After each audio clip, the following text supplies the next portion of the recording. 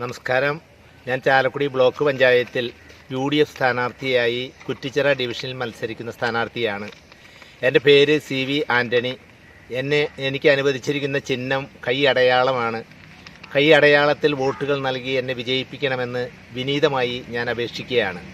അതോടൊപ്പം തന്നെ കുറ്റിച്ചിറ ഡിവിഷനിലെ 6 വാർഡുകൾ കോടശ്ശേരി ഗ്രാമപഞ്ചായത്തിലും 1 വാർഡ് പരിയാരം ഗ്രാമപഞ്ചായത്തിലെ 6ാം വാർഡുമാണ്. നമ്മളെ സംബന്ധിച്ചിടത്തോളം കോടശ്ശേരി ഗ്രാമപഞ്ചായത്തിലെ 6 വാർഡുകളിൽ വന്യമൃഗശല്യം മൂലം ദുരിതമനുഭവിക്കുന്ന കർഷകർ ഒട്ടനവധി പേരുണ്ട്.